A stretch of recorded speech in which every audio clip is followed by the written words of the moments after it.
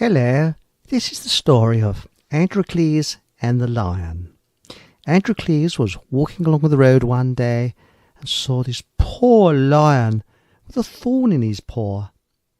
Androcles then crossed the road, went over to the lion and removed the thorn. The lion then ate Androcles and shoved the thorn back in his paw and waited for some other gullible do-gooder to pass that way. Next week we'll be covering how the lion went to court and took Androcles' relatives to court for almost choking on a bone. Thank you.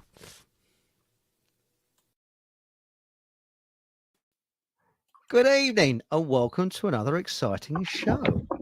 And even more exciting because we've got Josie Chorley on the show, who's got a bit of trouble with her computer. So she might be suffering from Swedish film out of sync problems. I wonder if you can do homeopathy for suffering from out of sync, because I've actually suffered from out of sync before now, where you say, good morning, and your lips are out of sync. So let's see if things are working. So good evening, Josie.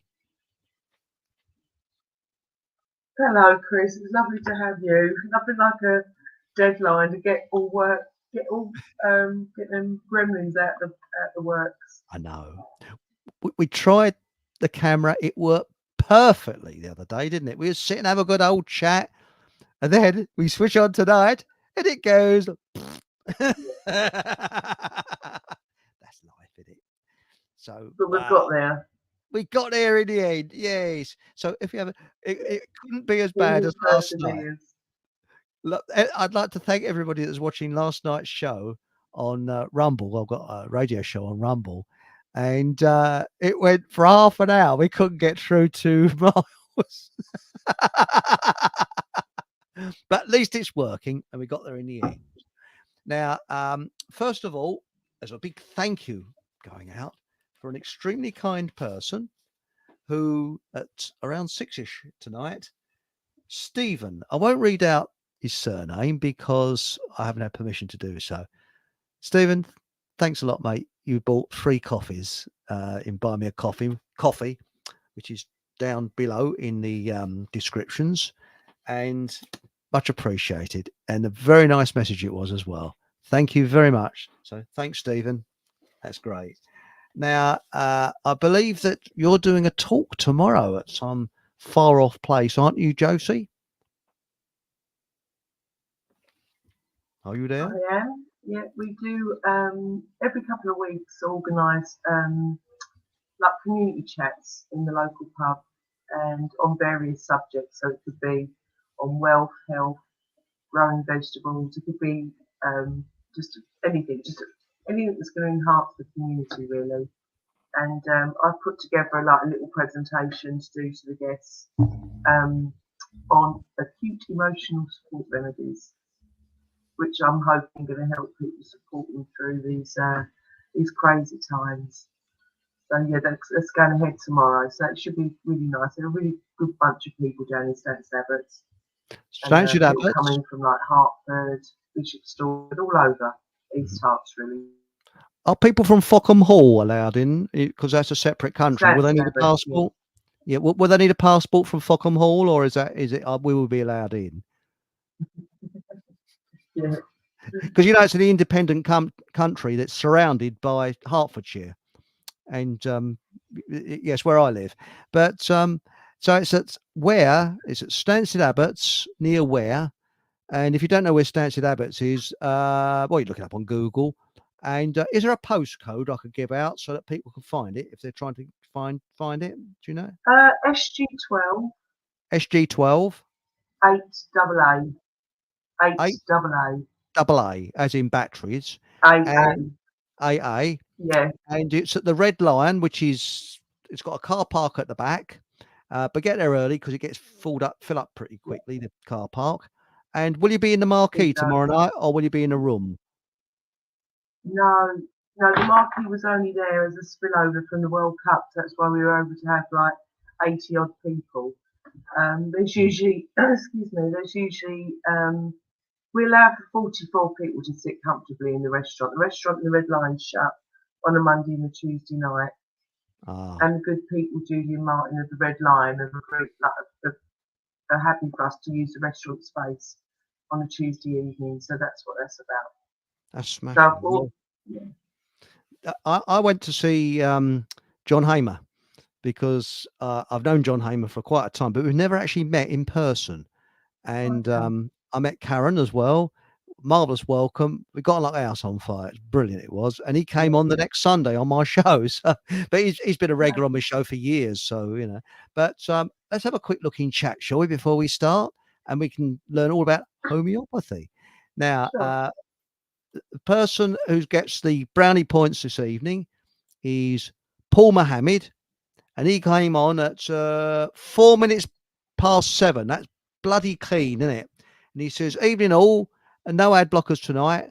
I do have to finish tidying out the shed, so we'll be here after." Oh, that's good. Got Aunt Sally, who saved the day last night. No, hang on, how can you save the day last night? No, Aunt Sally, it was absolute. Well, we was all working, so trying to get everything done, plugged in and worked. So, but it worked. So thanks, Aunt Sally. She's walking the dogs and listening. Uh, that's very kind. Thank you very much. And we've got Cat Holly. Evening all. Hope everyone is well. Hello, Cat. We've got Nathan. Is it Lucius? I think it's Lucius. Hi, Chris, and viewers in chat. And I haven't told him yet, but he's coming on the show soon. And by the way, if people think what this is, it's a new Ponzi Posy microphone. Mm. Right. Evening all. Actually, what it was is someone said my sound is crap, so I'm about to improve on it. So, Mark Anthony, evening all. Camera. Hello, everyone. Hope all are good. And we got, let's go down here. Let's see. There's loads and loads and loads in chat. And we'll come back to chat a little bit later. So, here we go. Now, homeopathy. It irritates me when people say alternative remedies. No, it's not alternative remedies. It is traditional recipes, what I'm talking about, remedies and health. And I call and all that quackery. But over to you, Josie. What is homeopathy? I mean, is it something to do with adding drops of something to water? So, what is it? Can you hear me okay? Do you keep freezing out? I just don't know if it's mine or not. No, I can hear you. In chat, can everybody hear Josie okay? Please say if can I hear. Well, it doesn't matter about hearing me because I'm boring fart. But I mean, so if anybody can, if there's any problem with sound, I'll keep talking and then hopefully everyone can yeah, hear me. I'll have a look. I'm sure someone will say I can't hear you. So, but I can hear you. So if I can, I think they probably can. So what is homeopathy? Okay, let's just go with that then. Well, it's a complete medical system that's been around since the 1800s, discovered by a very clever German physician.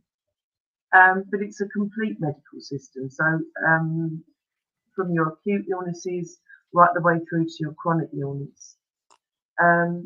It works with the body's ability to heal itself as opposed to doing the work of the body, which, you know, when we go into the doctor, they give you medication, prescriptions and things like that to do the work. So if you've got an underactive thyroid,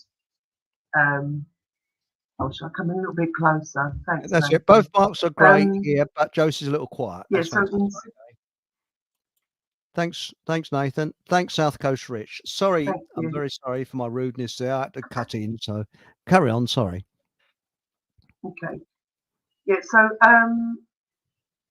so say if someone's got an underactive thyroid, your prescription would be thyroxine, but it doesn't ever encourage you to correct the thyroid gland. Whereas in homeopathy, that's what we would be doing. I like to call it like a corrective medicine. so you avoid the use of long-term medication. Your body's an amazing tool, and we don't give it half as much credit as we should do. There's something like 40 trillion cells or something that never sleeps. It's constantly trying to keep you in balance. And when we get a little bit out of sorts, out of balance, or what we call not in homeostasis, your body at that point needs nurturing. It doesn't need more toxicity put in there. So when the body's, the symptoms that people produce are individual to them. Does that make sense here? So when Yes, you're yes, out of sorts, perfect sense. you will start to produce symptoms which, as for a homeopath, are our little red flags. They're wonderful. We Mm. want to use the symptoms that body is expressing individually, and then we treat with the appropriate remedy that matches energetically to that person and how they're presenting an illness or what they call a dis-ease. And then when you work with the body, you're nurturing it, you're encouraging it to get better, and that can do mentally, emotionally, and physically. And then once you get back into balance, there is no need for the remedies, so that you avoid the use of like long-term drugs and things like that. So but it's a process. It's not like a quick fix. That often, depending on how complex the case is, you have to peel back the layers. A bit like Mm. ogres in Shrek. When I first watched that film many moons ago, he said ogres are like onions, and I Hmm. was like, oh yeah, it's a bit like humans, really. You get one knock after another. There could be a grief layer, and as a homeopath, you work back through and get them back to their core, what we call their constitution. And then once they're all firing up on all cylinders, they should be fine. But the love for me, homeopathy, is it addresses someone's mental and emotional state without suppressing. It just helps people cope well. Would you say that you're Does that just, a yeah, healer? keep going? That's okay. I mean, would you say that? I mean, my attitude is there's doctors and there's healers, and they're two different things. I go to healers. I go to Yeah, see a I healer. think That's the the way I thing with prefer. homeopathy is, or I think, yeah, I mean, the way I look at it is I prescribe remedies, but the actual healer is yourself, if you know what I mean. I 100% agree with We've you. all got Yes. that ability in us. Mm. Yeah. I'm like the remedies are like the catalyst to Yeah. for you to heal. But for me, I very rarely use that term for myself. I'm always, I've got the tools got the books, got the tools, got the remedies, and then it's just administering that to my patients, and then it's the body that heals. Do you You find an understand? Yeah. increase in depression nowadays? Because that seems to be depression seems to be the big thing. And I know there's somebody else, I won't say who, who's listening in tonight. And I've, with depression, been there, seen it, and got the t-shirt and the mug. And I've often said that depression would have something going for it if it wasn't so damn depressing. When you think about it, it would do, wouldn't it? When you think Yeah. from a laugh I point of know. view, I think depression is pretty good if it Yeah. wasn't so depressing. If they could if it could be livened up a bit, I think it's pretty. But joking aside, um, what happens with homeopathic remedies? You're talking about succussion and how it works and how it's actually found out that this works. Was it found out by accident, or was it sort of scientific in the 18th century sort of looking into it? So I lost you then. Sorry, Chris. Oh, sorry. I said that we was talking, and this was we were doing a test run and everything was working okay. You're saying that it's to do with water, which has a memory. It's been proven that it does have a memory, and the succussion and things like that. And my view is that if whenever the establishment ridicule anything, that means it must be okay, it must be good, because if they Yeah. ridicule it, they're frightened of it. So anything the In establishment this crazy ridicules, inverted world that we yep, live in. that's the way I look at it. I think, yep, But so But how the was it thing when found? you were talking about depression, Hmm. That's a really big word, isn't it? Yes. What would make one person depressed won't make someone else depressed, and that's why in um, like the traditional medicines, so for us in homeopathy, we look for causation. You might have someone who's never been well since someone died. You might have someone who's never been well since they moved home, lost their job. There could be numerous reasons why someone is depressed or down. And it's the job of the homeopath to find out when it started and what was the trigger.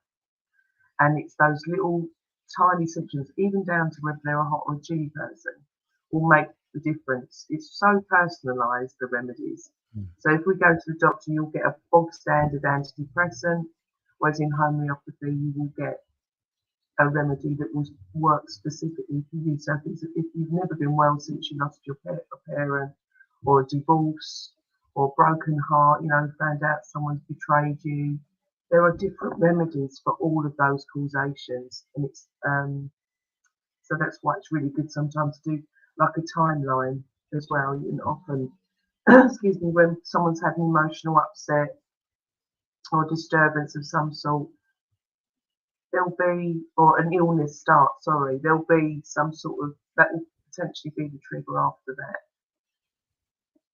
I see. Also, I've usually people have often condemned homeopathy, and they say, "Oh, it's psychosomatic." But my answer is always, "Well, if it's psychosomatic, how comes it works on animals?" Yeah, Which it and does, babies, and yeah, babies. it's How would they amazing. know? Yeah. Yeah, they So have no idea. no idea. But how do you know how it was actually discovered, or whether? I mean, somebody must have thought. I mean, you wouldn't wake up one morning and think, "Oh, I think I'll just add something to some water and it works." It must have been a gradual process. That somebody sort of they didn't find it under a rock, did they? Or something? I mean, how did someone ever come up again? Start this homeopathy. Well, it was discovered by a German physician called Samuel Hahnemann, Mhm. and he was an extremely clever man. He spoke 7 languages. He was a physician at the time in eight.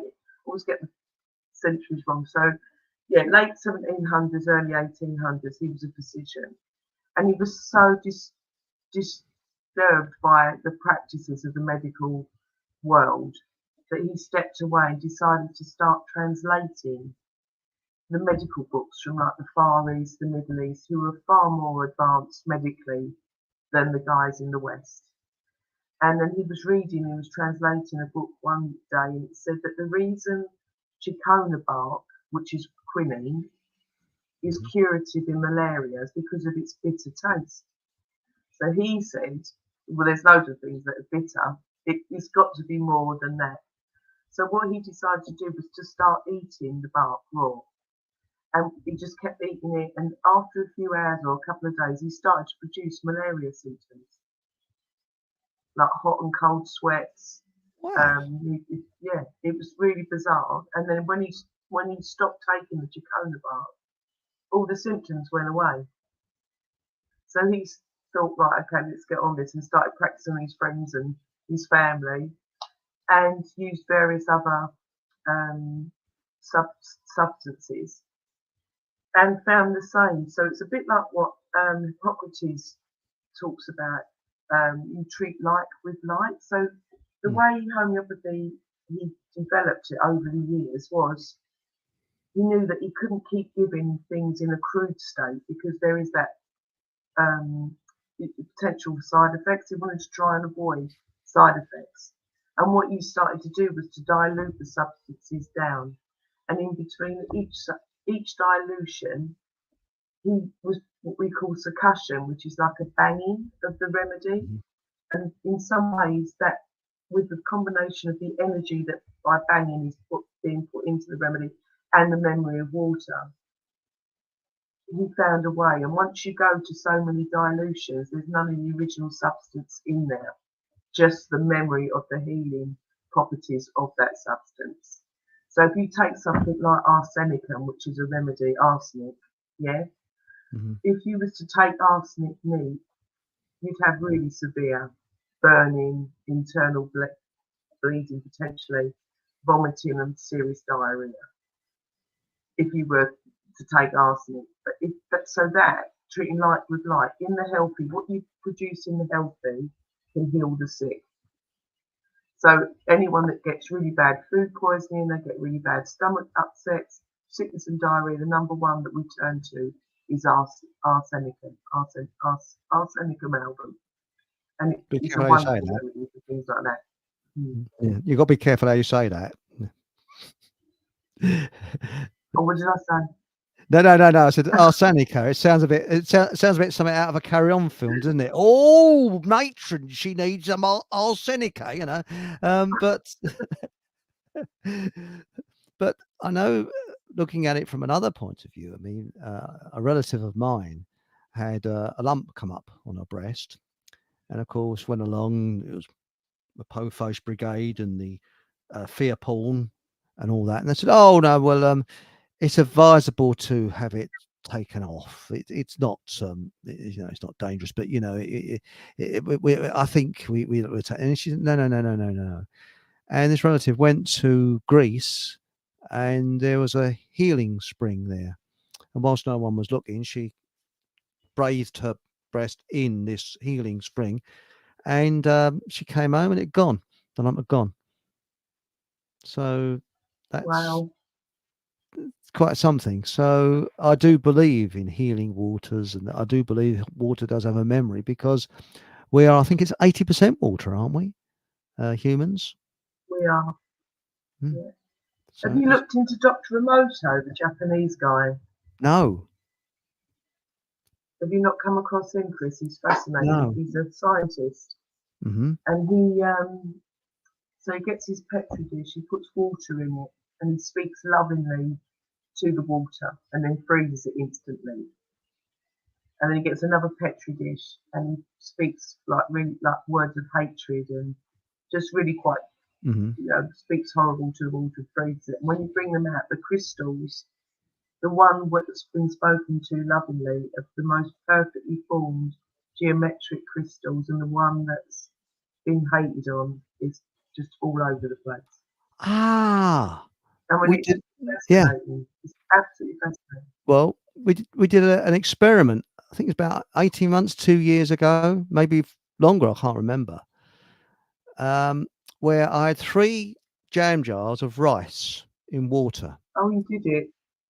Yeah, and there was one with a picture on the side of the jam jar of some lovely ladies. Another one with just nothing, just there, and another one with a picture of Tony Blair and Schwab of the World Economic Forum. You see, and what I did on this show, I sort of showed extreme love to. Well, how do you show extreme love to a jam jar? I don't know, but it's like, oh, I love, you know, it was what is it? And put it to one side, and the other one I just ignored, and the one that had Tony Blair on it, I was like, get out, you bastard. And you know, I was quite surprised. In about week and a half, something like that, it was me. I had to take it out of the office. It stunk so bad. Oh, it Oh, was wow. minging. Yeah, the Tony Blair one was really minging. It was really pretty bad. If only Well, we he could mings remove anyway. them so easily, just throwing them in the trash. But it's very difficult to show love and hate to jam jars, isn't it? Really, that's why I put pictures on them, because it made it a bit easier. You know, at least you can sort of look But at there's it. so much. It just proves that. Mm, yeah, I'm it just really saying. does. It just proves that there's so much that we don't understand yet. That's right. By the way, if anybody in chat's got any questions, please put them in capital letters, and we can ask Josie any questions on homeopathy. The other thing that people are always concerned about. Oh, by the way, before I go on to that, um, did you hear about the blessing of food? I was told this by Miles, actually, that because he's a herbalist, very similar in many ways, and acupuncturist and that, and there was a Buddhist monk. I think it was in a hospital where he blessed the food before it was put into a dumb waiter, which went down to wherever. And the ward that had the food that was blessed the people started to improve. Where the ward that I think it was a ward or a hotel, I can't remember the full story, but the group of people that had the blessed food, they got better. And the ones that didn't have the blessed food were just sort of carried on. And he said it's a good idea to bless the food. So before you eat something, you sort of kind of give your food a blessing. And apparently it works. So anybody out there Yeah. tried it, blessing the food, sort of I don't know, porridge in the morning, you sort of give it a I blessing, just think, yeah, everything's about energy and frequency, isn't it? So if you're Mm, putting, then it's been proven, I think there's some scientists that just proved that the highest frequency is authenticity. People assume it's love, but it's just off the scale when you're authentic. Obviously, you have to go through truth and love, and hopefully get to be your authentic self. But once you reach that place, it's the highest frequency. yeah, You that's know, interesting, that is. I thought love yeah, was, but it's because, Tesla said not the Tesla with the, wind-up battery cars and all that old rubbish, and his rocket that goes to, a studio, I think it is. Sorry. I had to put that one in because I hate electric cars. I love petrol and diesel cars, but not electric cars. Anyway, what I was going to say is that, the original Tesla, he said everything is frequency, didn't he? And I'm very interested in things to do with frequency. And I've noticed that people give off a frequency, sometimes a negative, sometimes a positive. And like attracts like. So if you go out and you believe you're going to have a bad day, you will have. If you go out and you yeah, believe you're going to have a good day, you will have a good day. That's the way it generally is. But if someone came along to your studio and said, your offices, and said, I'd like to buy I don't know, some homeopathic remedy, are they very expensive? I mean, or are they very reasonable? I mean, I should think there's a lot of work that goes into preparing them. I mean, because people always worry about cost and things like that. Whereas to me, yeah. health is wealth. And if you've got your health, you've got wealth, and that's it Yeah. basically. Well, obviously, there's an initial consultation that someone needs to see you Mm, with them, probably about an hour and a half, sometimes 2 hours, again, depending on how complex the case is. I never rush my patients at all. I always leave a 2 hour spot. mm. So if one does run over, then there's always plenty of time. You have that initial consultation, and then the remedies are pretty. They're really quite cheap to produce. It's because they all come from a natural source. So like one plant would probably, like say if you're using arnica, they probably have one plant in to make the mother tincture, and that will probably make millions and millions of tablets from that. Oh, you get We've tablets like a from lot it. of people. Sorry. You get tablets from it. I thought it was like little tinctures that you put on your tongue. Yeah, it comes in tablet form. Oh, It can do either or. So it tends to. I don't know if I've got any. I'm not sure if you'll see them on there, but they're tiny little sugar balls. I see. See that? It's Hmm. not very good, my camera. I do apologise, guys. Yeah, But that's they're all right. like little sugar tablets you can take, or you can dissolve them in water and make like little tinctures. Didn't know that. That's interesting. Now, the Yeah, and thing. because they're sugar based, they Mm, taste really nice. well, that's all right, isn't it? Mustn't Yeah. grumble there.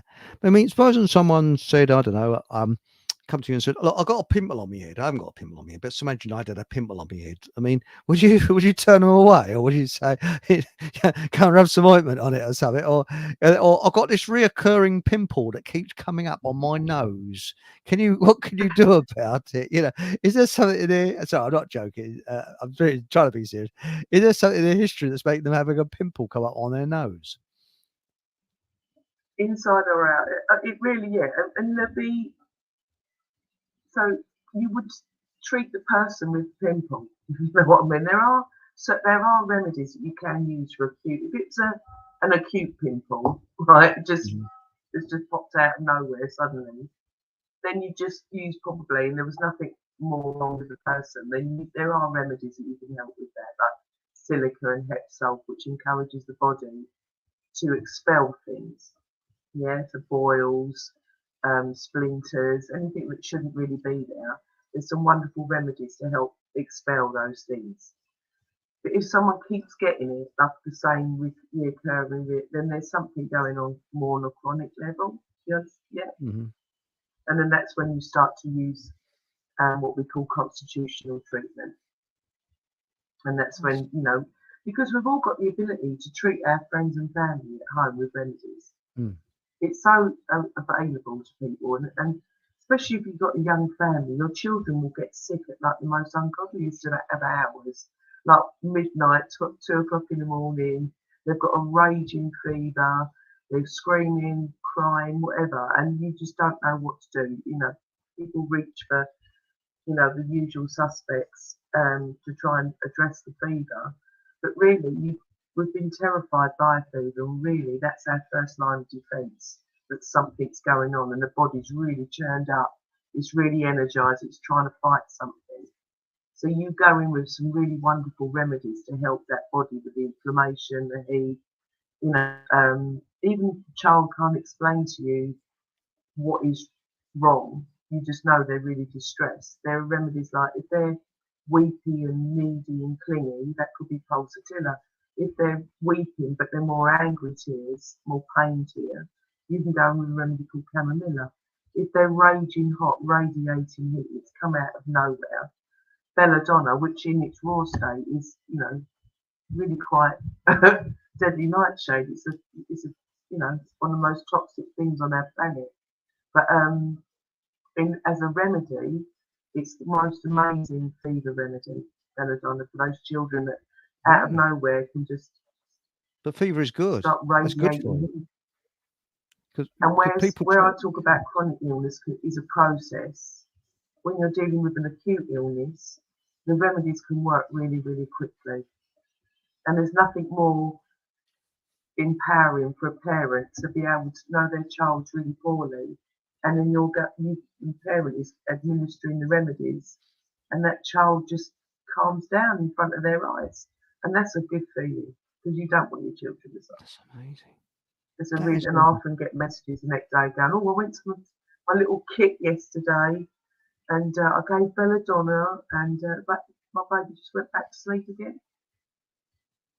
That's interesting. So, That's very interesting.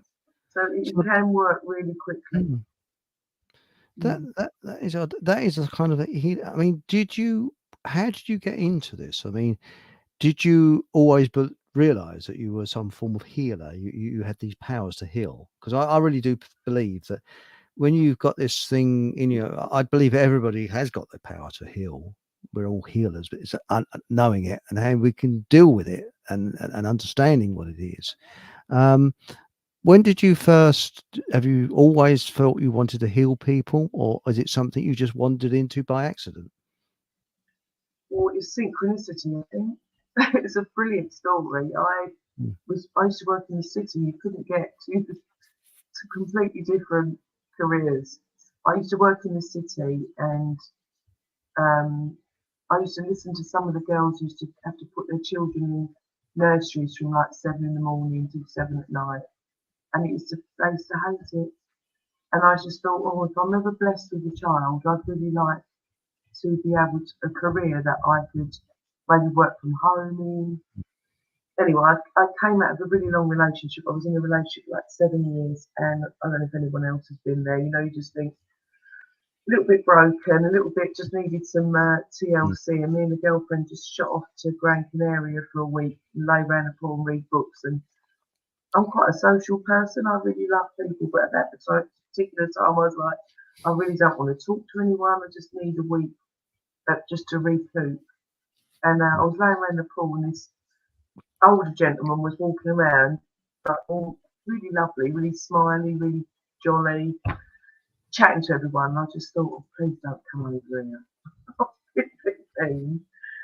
And he did. He's plonked himself on the end of my sunbed, and I was polite, but I think he sort of knew that I was a little bit disenchanted by the world at the time. And anyway, he shot off, came back with this wonderful book by a homeopath called, written by George Vitoukas. And he threw it at me and went, read that. I couldn't put it down. I literally read it in about 2-3 days. It was fantastic.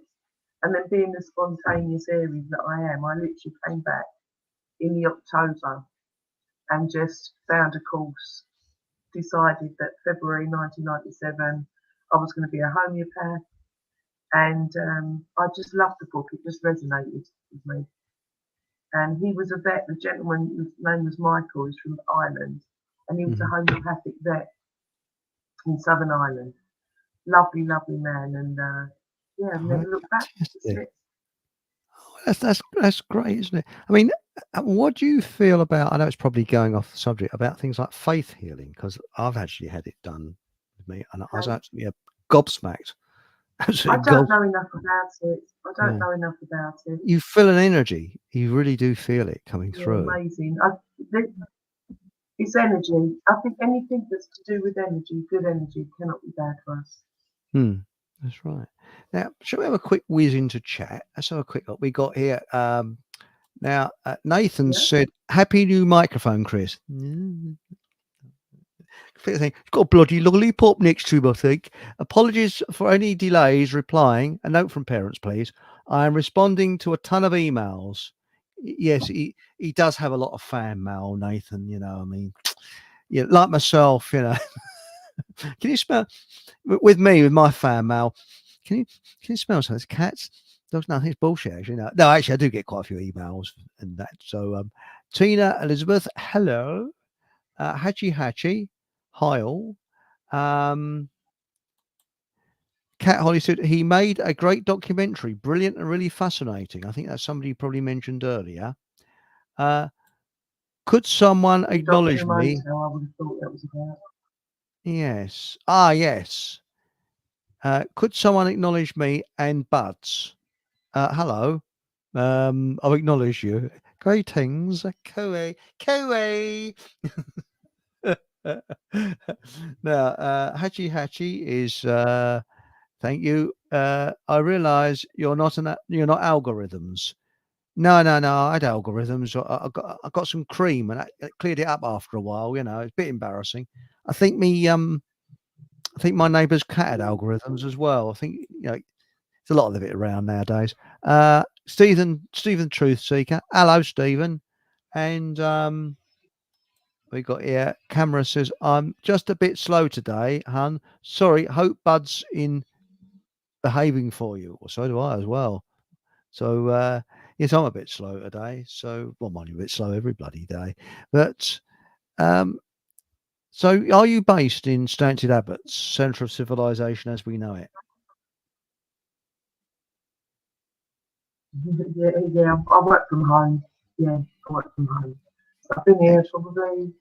I qualified in 2003, got my license to practice, and then I was living in Epping Green in Essex before that, and then my son started to go to John Warner, so that's when we moved over when he was about 13. So you come over the border. I love Stanted Abbots. It is nice, isn't it? The only trouble I don't like about it is yeah. Sorry, what was that? So you mentioned something, I didn't hear it. I stepped into the Shire.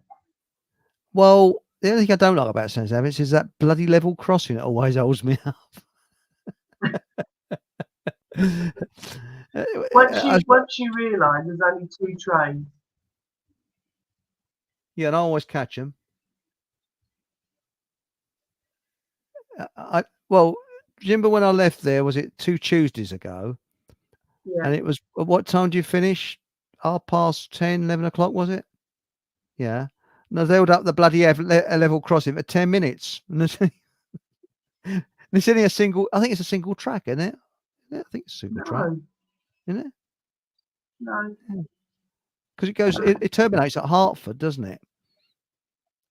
So, but yeah, I was held up there for 10 minutes. So I said, when the barrier came down, I said, "Oh dear, what a shame," but not exactly in those words, because I wanted to get home. I was tired.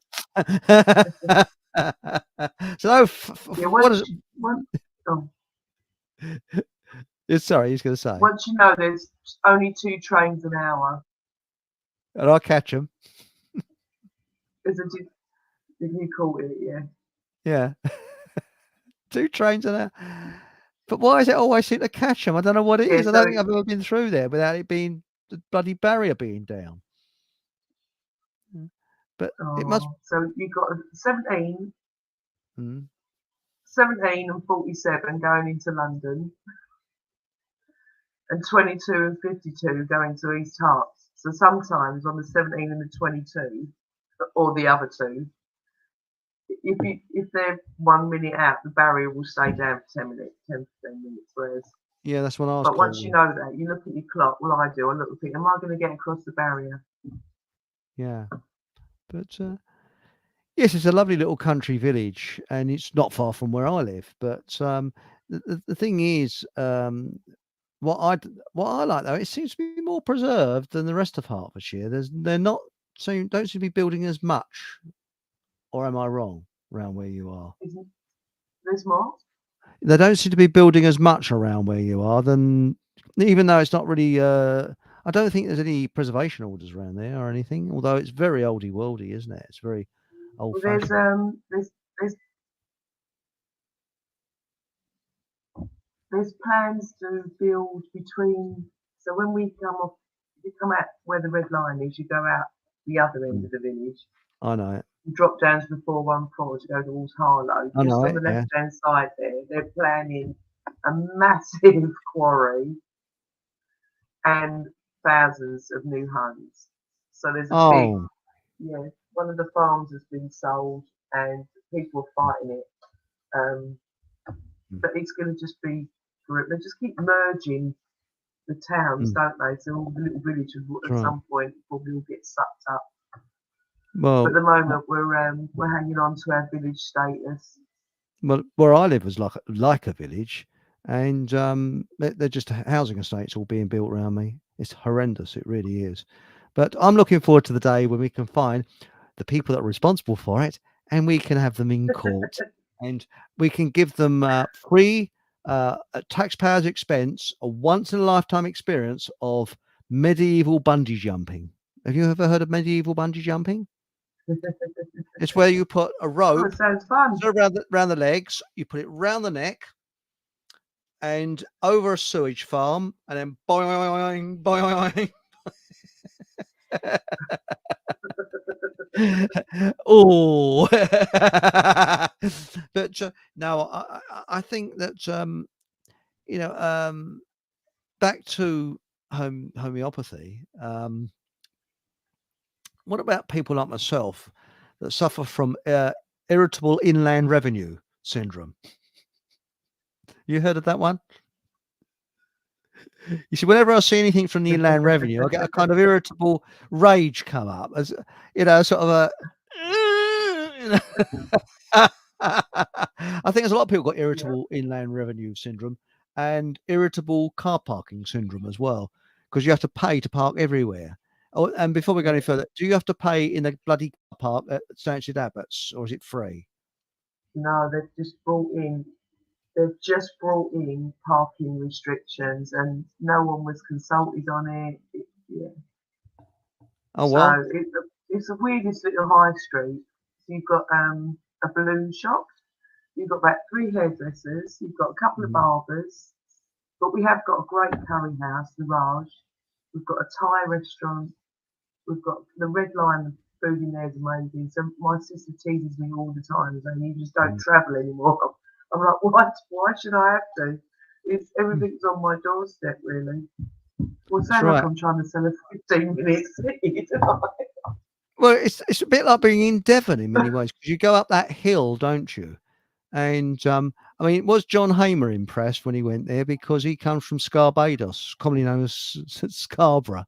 Well, he lives there. He doesn't come from there, from Yorkshire, and because was it God's own country is Yorkshire, and people when they say Hertfordshire go, oh, Hertfordshire, because I think of places like Watford or the Watford bypass. But there are some pretty parts of Hertfordshire. But Well, I'm Essex. I'm East London and Essex. So really, Yeah. Oh well. I'm bit. You see, my father was brought up in Old Harlow. Well, it wasn't half Old Okay. Harlow then. It was what was it? It was called Harlow Mill or something like that. Harlow. That's as you drive into Harlow, and it was just a village. There's no new town there when he was a kid, you know. Okay. But mind you, he'd be about 105 now if he's still alive. So that was a long time ago when he was a child. But no, I think that uh, there are some beauty spots, you know, around Hertfordshire. But do you actually make your own remedies at all from the plants? Do your own, you know, go out get wild You plants, can. I mean, there's a and that? really wonderful. No, no, I don't do that. Don't you? I order the medicating. You know, I wouldn't. The work that goes involved in making up a remedy from scratch is just amazing. But I just would not do that. No. When you've got the likes of Ainsworth and Helios that Hmm. do that job, they're the official pharmacists, really. And what I do though is did I just say do? You do You can do, yeah. You buy the sometimes extra do. tablets. Mhm. Yeah. Y- You buy the empty tablets, like the empty sugar tablets, and then I can buy what we call the medicating potency, and then you just put a few drops into the bottle. So it's just a easier way to do it as a homeopath. You can end up having more because there's 4,500 remedies that we're dealing with, and you can't stop them all in different strengths. I mean, it's a really mm, complex medical system. So I'm not saying that one person will need all 4,000, but no. I keep the majority of remedies here. And then if there's anything a little bit more um, random, then I will just ring up Helios and order it from a patient. Mm. I mean, is Greece the home of homeopathy? Because whenever you hear of homeopathy, you seem to hear there's a lot of leanings towards Greece. Is it known as that, or is it just me being a bit Yeah, no, weird? it was born. Yeah, no, I just I think a lot of I think it was a German. It was from Germany. Oh, Hanneman was a German, yeah. But I mean, and nowadays, interestingly enough, it was nowadays it's worldwide now. yeah. And, is there any places? I mean, for example, because as I say, I thought the home, or not necessarily the home, but the key place with homeopathy was Greece. So I thought that, but I don't know. I mean, you know, perhaps it's just me. I've read the wrong book or something. I don't know. Just because there is a lot of homeopaths in Greece for Well, some there's, unknown reason. yeah, there's a lot of homeopaths everywhere, really. But there's Mm, if you think about it, Latin, Italy, all of those. If you look at the language that all the medicines they're mm, named after, aren't they? Herbs, yeah. plants, medicine.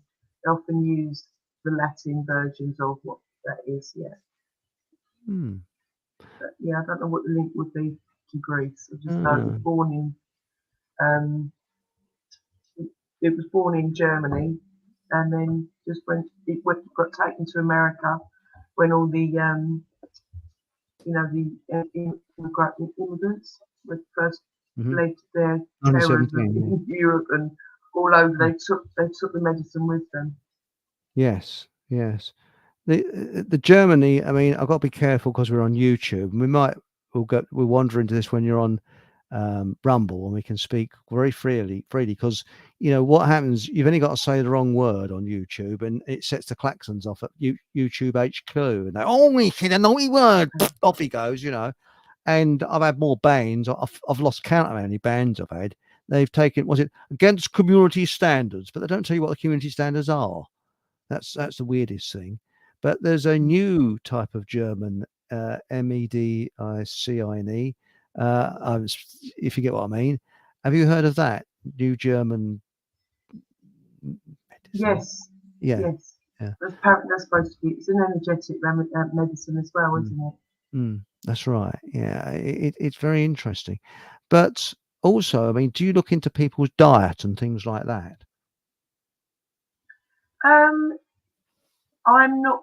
I'm not a trained nutritionist, but if I know if I listen to, you take an extensive case of someone, and if you know someone's drinking loads of Coca-Cola or Mm. just eating too much of rubbish, then I can obviously say to them, you've got to be aware that a lot of your immune system or immunity or your health, I should say, is to do with your gut health.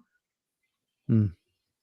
And so I wouldn't advise, but basically my job is to be non-judgmental, just an observer of what's going on in front of me. So when Mm. someone's telling me their story, it's not like I'm a counsellor and I then advise what they should and shouldn't be doing.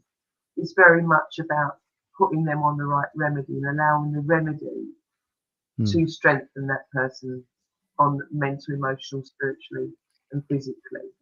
So when often people start to, they might be eating a really poor diet because they might, it's various reasons why, but they might be in grief, they might be, Mm. what do you call it when you're, I've lost Depressed. my words, they might be emotionally eating, or someone Mm-hmm. might have low self, so they might have low No self-esteem. self-esteem.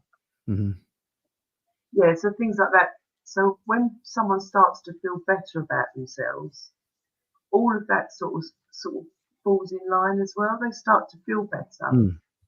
They feel more empowered.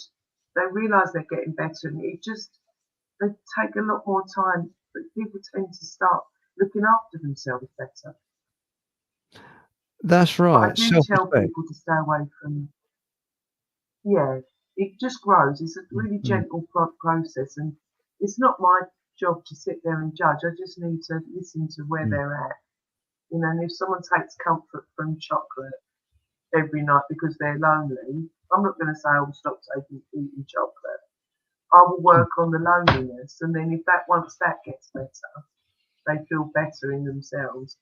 It's usually a natural progression where they won't be reaching for such like high sugar snacks and things like that. Mm. Well, a lot of it is a lot of this rubbish that, excuse me, my phone keeps going off. A lot of this rubbish that people eat, there's things in it that actually it makes it addictive. They're putting all kinds of chemicals in. I mean, sometimes, I look on the side Yeah, when I'm in the supermarket, and yes, I do go to supermarkets. I look on the packs, and the amount of people just sort of go, put it in their thing, the next one, put it in there. I look at see what the ingredients is, and most of the time it's like a chemistry set. It really is. You're thinking, yeah, what the bloody hell is this? And yeah, hydrogenated syrup and things like that. It can't, because what goes into your stomach goes into your brain. So if you're eating badly, you've got a stomach yes, problem. It can affect your mind and things like that. What about grief? If a person's suffering from grief, so they've had a major bereavement in their life, yeah, um, sometimes it's not depression that you have to treat. I would have thought it is coming to, I don't know if the word coming to terms with their grief, but understanding or trying to get on with their lives after the loss of someone, yeah, especially if they've been married for a long time, things like that. Um, would homeopathy treat the grief, or would it treat the whole body? How would it be approached in that situation? I'm asking a very difficult question there. yeah. No, there's amazing grief remedies. Amazing grief remedies. I mean, obviously you can't take the pain away, but what Mm. you can do is you can strengthen the body's ability to heal itself. So if someone's really struggling in grief, Mm. there are various remedies like Natnia, Ignatia, Pulsatilla. There's numerous grief remedies, and you find out how that person is being affected. So there's different stages of grief. Someone might present and they're really angry, they're indignant at something. Someone maybe died, or they feel like they were Mm. robbed of that person. There could be an indignance and anger around that. That would be a different grief remedy to one where someone might just be really withdrawing from society, just want to be on their own all the time, we're cutting people out of their lives. That would be another remedy as well. So there's all Mm. different remedies to support how that grief is specifically affecting that person. I can understand. Again, it's all on a very individual. They might be depressed with the grief, but it'll be very individually, a real individual prescription for that person with the grief. I know somebody who's had 2 major bereavements in their life, and they've become like 2 people, very aggressive and argumentative, and then Right. very placid, and then very argumentative again. I don't take offence or anything like Right. that, because I realise that person is suffering within, It's and really you don't know what's struggling. going on, is struggling. So I just act very passive, and can take a lot of flack. But with that situation, if someone took one of your remedies, I know it's a $64,000 question. I know anything natural takes a time to kick in, and I would have thought they would need counselling first of all before anything else. I mean, what's your view of this? Not necessarily. I think you can. I'm not. I think counselling it plays its part. I think it's wonderful, but often people can go and talk about what the problem is. Mm-hmm. It's whether the body lets that negativity go. Like, so you can sit and talk about what the problem is, but are you able to move on? Which is why I love homeopathy so much, because it's a little bit like, you know, the old vinyl records we've got. Mm-hmm. You know, we used to play on the old record players. That's right. Yes. So like you're going through life and you're playing a track, your life, you know, on this record, and then something really harsh happens, like you lose someone you love dearly. They will stay like that little nick in life. They will stay. I know what you mean. Repeat. Stuck in the groove. Yeah. They're not able to be stuck in the groove yet. They're unable to move on from that point. And then what the remedies do, it just gives it like a little tiny flick of the stylus to allow you to just move on. Because it's whether you've got a broken heart or broken leg, your body will heal you. But sometimes it just needs a little bit of help, and that's when, for me, the remedies, like the homeopathic remedies, really come into their own. And it doesn't suppress, which is the worst thing. You know, people reach for, you know, the anti-do that's the thing. Grief, I think, but you know, say you're on it for 6 months. This is if the they're on it thing. for 6 months, you come off. It's the pain's still there. Yes. You know, at some point you go through it, but the remedies are wonderful. And the way I sort of prescribe is I've worked on a really deep level, and then while they're healing, I give them a support remedy. So if they're in a particularly bad day, there'll be a really lovely remedy they can just take. And because I've prescribed in those acute situations on a higher potency, within 15, 20 minutes, that person's already feeling a little bit relieved. Because I think there's a neighbour of mine that is suffering, and I do believe that, you know. Yeah. Now the thing is, and often, if I can just add, Chris. No, please continue. That's okay. So if you could just add, Chris, just please. Really, like I often have. Yeah, sorry. Yeah, I just want to add quickly. Often, when you give a remedy as well, especially with a grief case, often someone will have a dream about their lost loved one. And then they come to see me and go, I had a really amazing dream about my wife or my mum. And it was almost like they were with me. And we had this wonderful cloak. I don't know why, or, you know, I'm not saying I have any idea why, but it's often that part of the healing process. And they're in such a better place. So was it a sad dream at that point, or did you get comfort from it? They said it was amazing. I've got loads of comfort from that. It's all like the energy shifted. It's interesting. Yeah, go on, you were going to say. That's okay. By the way, I'll is that Can I you can hear hear a my bell. bells? Yeah. I'll have a chalk ice, please. Yeah. Sorry, is that the ice cream van coming around, or is it church? Oh, hang on, what's happened here? I've lost you all. Here it comes. Right. Now, Camera has come up with interest of mine. She says, "Camera, can Josie recommend anything for menopause? Menopause. Sorry, Chris. Really hate writing in capitals. Yeah. That's not a problem. We've read it out, so here we are. So, can you recommend anything for menopause?"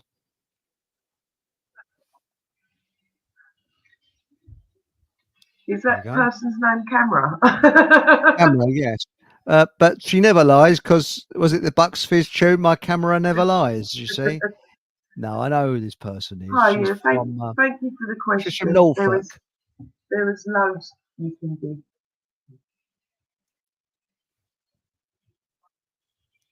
Okay. Hmm. Hi there.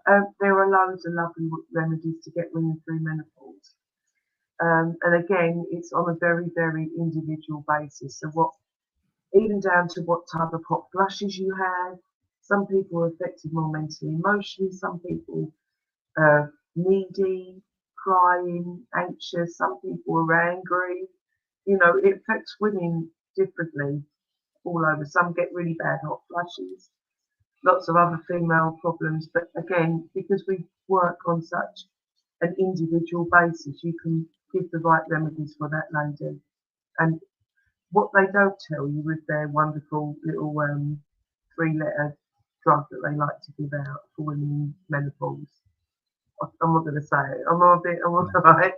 You'll be a bit careful. Yeah. Hang on. I think Very they're warming suppressive. up the sirens at YouTube, so I think we might be all right. Sorry, carry on. Okay. What they fail to tell you is it could be a quick fix, and it does get women through menopause when they're really struggling. But what they don't tell you is if, God forbid, in say a few years' time, you have to come off of that, you will go full whack into menopause. And that's no fun. There's no build up or anything. You literally, I've got ladies in their 70s who, if they'd have been told that, they said they may have gone through it when they were stronger in their late 40s and 50s. They'd go through that transition. Hmm. And now they're having they're not as strong in their 70s as they were in their 50s, and they've got full on menopausal symptoms. What, But 70s? we deal with it. We work with it. Yeah, Good heavens! yeah. I've learned something there. But Because it's just suppressive, like everything else that we get given through that route.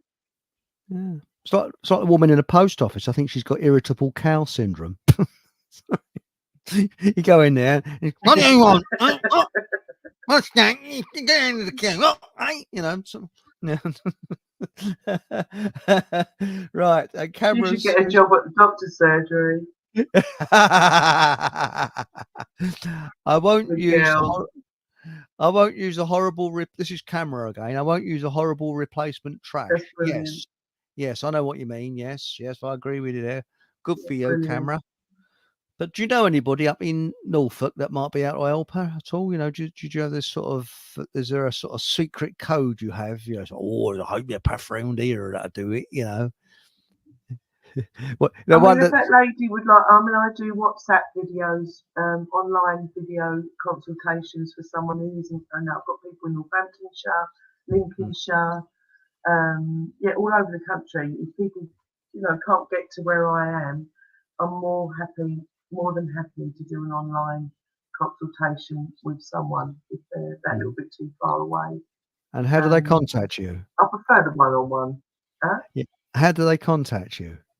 Do they do it via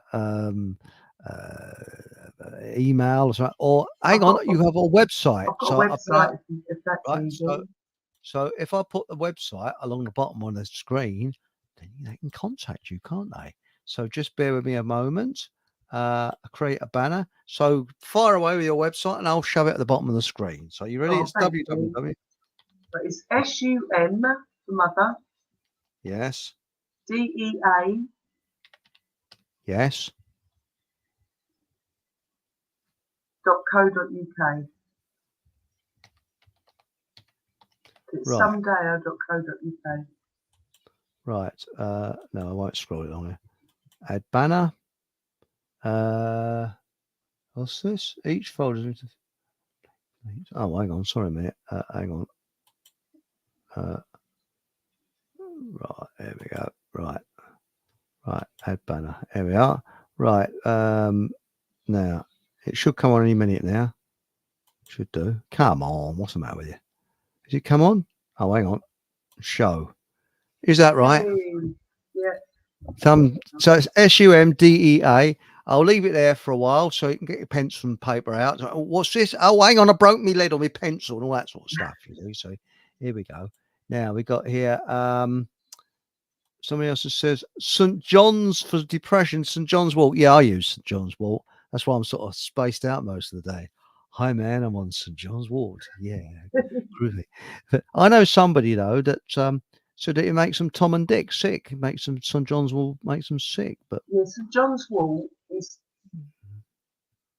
yes, John's Wall. Had I don't know. It's got to be a good 20, 30 years ago, and everyone went, "Oh, St John's Walt's really good for mm, depression." Well, St John's Walt's only good for depression if it's the St John's Wort type of depression. Do you know what I mean? And then mm, it's not no, that one size doesn't always fit all. But in mm, homeopathy, we use, I think St John's Wort is herbal, so some people that may help them. But in homeopathy, it's called hypericum. That's what mm, St John's Wort is, but the plant is hypericum. I see. But And as a remedy, homeopathic remedy, I wouldn't really necessarily give hypericum for depression. No, it's a mm, brilliant remedy. It's a wonderful remedy for nerve damage. It's a wonderful healer. As in slamming fingers in the doors, your coccyx, if you've got anything, nerve pain, yeah. jawline, um, Mm, and you can give it internally for really horrible gnat bites that have got infected and things like that. It's a really, really good all-round mm. home remedy. All homes should have it. That's interesting because you see, I've got a particular brand of depression. It's just particularly depressing. I'm trying to make it less depressing, to make it more happy. I'm trying to look for a happy depression. You see, so you'd be depressed. "Oh, I'm depressed. I'm bloody happy." You know, I actually do think some people enjoy being depressed. So that they kind of like it. It's a sort of so how are you? Oh, got a bad leg, and I think, oh, and all that sort of stuff. I really do think that some people enjoy being depressed. But if you want depression, just look at the BBC. They're brilliant at it. Make anybody depressed. They will. You know, I can't because I ain't got telly. And we got here. But that thing you say that people like to be depressed, there is a remedy that where they do dwell on things, they just can't let it go. There's almost like a guilt Mm, behind letting that grief go. They feel like they're dishonouring the person if they go on and then to be happy. So they just get in this vicious cycle of going down. Like they mm. really want to step out of it, but oh, am I dishonouring my brother who died or my mum do you understand what I mean? It's really I know complex exactly grief. what you mean because really, And what yeah. Sorry, carry on. It was me. I chimed in. yeah, no, that's just all I was going to say. So Mm, there's guilt in grief, there's anger in grief, there's all different levels to it, and everyone's going to experience mm. things differently. If you know that you've got support remedies there, it does make the process so much not nicer. What am I saying? But easier. It eases the body Mm. through really really tough times. It's wonderful. I think what you've just been describing is a form of post-traumatic stress disorder, because with post-traumatic stress disorder, you keep replaying Yeah. the horrible thing that happened over and over and over and over again. And if you dwell on things, Mm. I do. Um, and I think, do you get many patients in that have got HSP, which is highly sensitive person? Because it's something I'd never heard of before until a few years back. I think nowadays everybody wants a trendy illness. They've got sort of, I've got Sunny Lab. I keep looking at lavatories and that type of thing. And and I think that it's a trend that people want to put a label on themselves. But I think with HSP, that is definitely a thing with highly sensitive people, because HSP has probably got one of the worst PR things in the world, because people think that if someone's got it, that they're a shrinking wallflower. Far from it. No, they're not. It's surprised the amount of people that have it. John Denver had it, and lots of people, have Mm. this HSP. But yes, Yeah, the it's a shame because if we were a little bit more I mean, grief is a sad Mm, time for people, isn't it? But I think there's yeah. a real lack of spiritual belief. I'm not talking about religion. I'm talking about, deep knowing that this isn't the end. It's all energy, and energy doesn't die. I And agree I with you. just, the longer I'm on this planet, the more I understand or understand, if you want to use that word, that we are so much more than just this body. And when we do pass, we've moved on to, hopefully, if we've learned and Mm, handle, because you can't control what happens to you. You can only control how you react. And I think it's the life lessons that strengthen you spiritually. So when you oh pass, yes, wisdom. hopefully you're going to a better realm. But the tears when we lose someone is because you're going to physically miss that person. If Mm, we understood, or we were guided more on spiritual belief, that sadness of, there's too many people now follow the science, or they just really oh, don't believe that there's anything else after. And that's sad. That's really sad. Know that that's it. mm. Well, I think that also, to me, science is a cult. I call it the science cult. I mean, I'm not religious as such, but I do believe there's an energy, but I don't know what that energy is. I haven't the foggiest idea. And I Yeah. don't think anybody dressed in a black ground with their collar back to front knows what it is either. And I think that really, it's like anything else. You've got electricity coming into your house. Well, you respect it. You don't wet your finger and stick your finger in the socket, do you? Because it's a powerful thing. Yeah. But I'm very interested in this sort of like with like and frequency and energy and things like that, and like attracting like as well. Now going back into chat, what we got here? We got here. Hachi Hachi. It is St John's Wort. You can see it in the list at most vitamin suppliers. Yes, St John's Wort. Yes. Now we've got here. Oh crikey, big has messed anything pure. Laugh out loud. Things we can't say. Very interesting. Yes. I think you're. Hang on. When you're on the radio show, Josie, you're coming on because we can say naughty things on a radio show, not tit bum and things like that naughty, but sort of naughty, so, oh blimey, that I might be bashed off of might be against the community standard. You said tit and bum. You mustn't do that on community standards. Right, what we got here? You're on oh, hang on. What's 11th today's of August, night? is it? Is it Uh 11th of August? yes you are. Yes, I've got you here. Booked.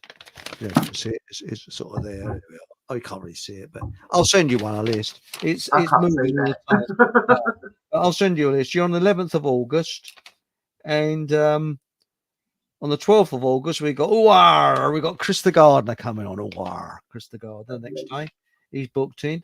So oh, we've got cryptozoology coming up. That's another one. You know that? Heard of that?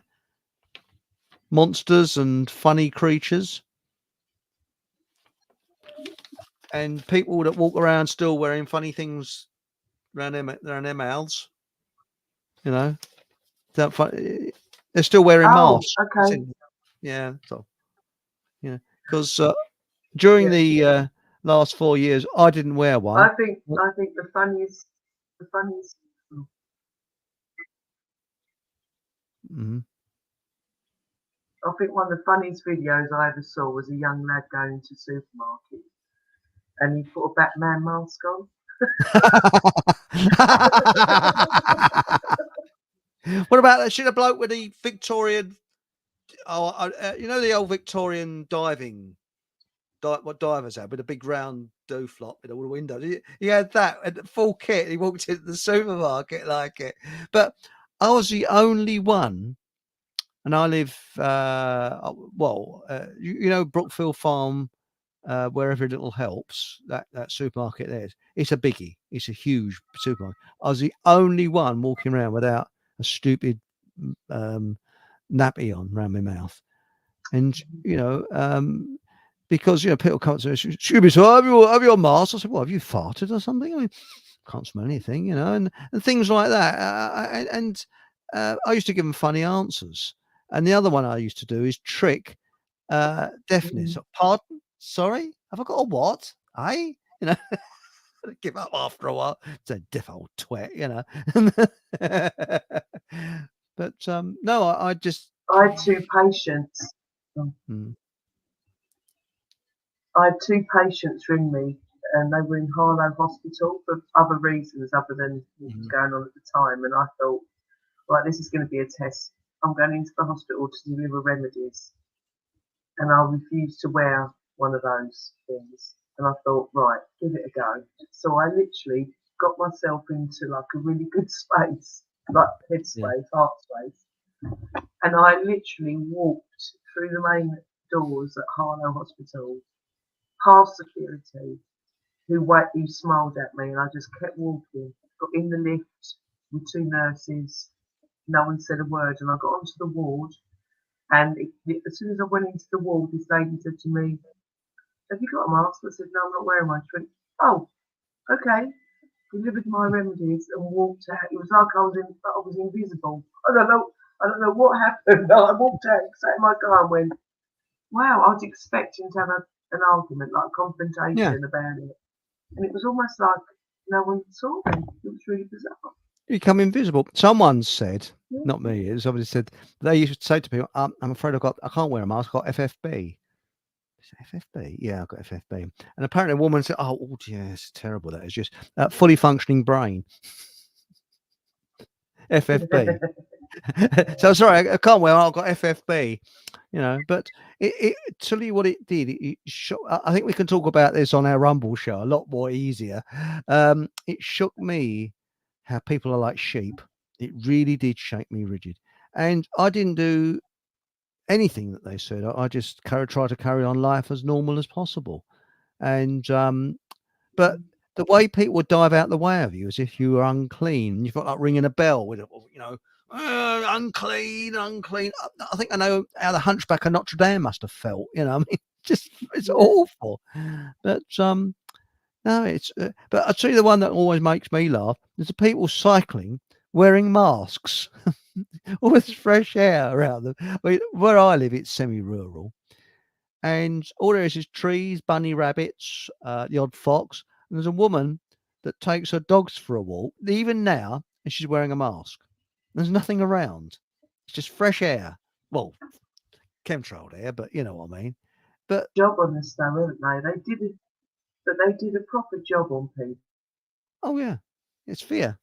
Fear will, it's. But I'm thinking of doing a competition on. They really did a job on people. It was awful what they did. Yeah, It was awful. That's where I'm at with it. I just think they absolutely terrorised people, and well, um, and I think that people that were still potentially wearing them probably had a bit of a germ phobia beforehand. yes, I agree with you. It really triggered something in Hmm. them. So there was obviously quite poorly before, and then all of that happened, and then yeah, it's that susceptibility to catching disease and illnesses and things like that. It really played into their hands. Well, I've got a very powerful medicine. You know what that medicine is? And I think we've all got that powerful medicine. Love and Laughter. laughter. Yeah. Yeah. If you imagine, can you imagine if Keir Stalin, sorry, Kat, that's your one, came out and everybody whistled the Laurel and Hardy tune, and when he said anything, we all just laughed. Like, I Yeah. mean, I saw that opening. I saw 20 seconds, less than that probably. That opening thing in the Harry. Olympics, Yeah. Paris. Yes. I think we better leave what we're going to say to the Rumble show. Please. Please. I thought, what the heck is that? Oh, I knew it. After 2012, when we were on holiday, my little Mm. boy, big boy now, but my son, there was a load of us all staying in the gym in France during 2020, 2012. Yeah. And we all huddled around the TV to watch. About 16 of us in this massively cheap on a holiday, yeah. And we all huddled around the TV in the site room. And about halfway through this opening ceremony, I remember turning to one of my mates going, "What the F have we just watched?" It was so disturbing, but I didn't give it any Yeah. more thought. I didn't actually, I just looked at it and thinking, that's the weirdest thing. And then we just went off and, went out for something to eat and just forgot about it. And it wasn't until, obviously, this 2020 when people were pinging it up going, "Oh my days, look, Mm. they were telling us back in Yeah. 2012." It was like that. You have Well, one of them moments of like, that's right. "Oh my days." Well, as two things. I mean, Mark Windows, Wait, he but was in a pub. 2020, I know how horrendous it Yeah. is. I But it happened on the 22nd of March, didn't it? And 22nd of March, according to survivalist Steve, who looks into these things, is a very, very prominent date. Very interesting because he links all the It's dates the together. spring equinox, isn't it? Yeah. Apparently, so I believe. Yeah. But Brilliant. Who's that? survivalist Steve, he's coming on. Hang on, I get my chart. He'll be on. He's booked it. He's booked him for Sunday, the 25th of August. So make a note in your diary. And Okay. he's on Rumble. So he'll be able to say tip and bum and get away with it, you see. So he'll be, oh, sorry, I said it again. The old sirens are going off. Hang on. He said it twice. So he's booked it on, yep. And on the 19th, the one before, I'm hoping to do Ghosts and Spirits, but I don't know whether I will be able to. But no, during the Olympics, two things happened. Mark Windows was in a pub next to the stadium, and they had screens up in this pub, and there's just half a dozen people in there, and nobody's looking at the Olympics. There's no noise coming from the stadium, and they were just drinking in like a sort of quiet evening. It's supposed to be the Olympics, and there's nothing happening. And they said, don't go near Waltham Abbey. It'll be gridlock. Well, I had to go to Waltham Abbey. I can't remember. I think it was on business or something. And I got in my car. I thought, I'll chance it. All I saw was some bored-looking security guards outside the white water rafting place, and one bloke taking his dog, a local, for a walk. And when I went to walk up to Waltham Abbey, I know somebody had shop there, and I said, she said, "Where is everybody?" It's like a wet Sunday afternoon. It was deserted. Nobody there. It was rubbish. I actually wonder whether because I mean, the tickets are over £1,000. Well, I'm sorry, even if I was a multi-millionaire, I wouldn't pay £1,000 to see someone sort of canoeing down a rapids. So weird. But anyway, back to chat. We've got here. I'm trying to get into Morris dancing. Yeah, which one's Morris? I've never understood that. There's no one. Who's the bloke called Morris? Could the king and the local dish of Canterbury help me out? Well, which way did he come in? Pagan rituals. All Ken Dodd did it well with the rituals, and all Ken Dodd did it well with the Diddy Men. Laugh out loud. Probably, yes. Keep taking them. Just keep taking the stuff up your nose. You should be all right, Actually, don't worry. Okay. Right. And we got here. Camera says, "How is Chris the gardener and his lovely lady? I spoke to Chris this morning on the phone. They're just doing okay. They're all right. And Chris will be on the show soon, hopefully. She's finishing her treatment. You can imagine what it is. And I'll tell you off air what it is. Begins with C. I think you can guess. Yeah. And and Chris is coming on Monday the 12th of August. So that's it. There, Tea tree oil, good for foot problems. Anything fungal. Sorry, is apple cider vinegar? There's another one. It's cheaper.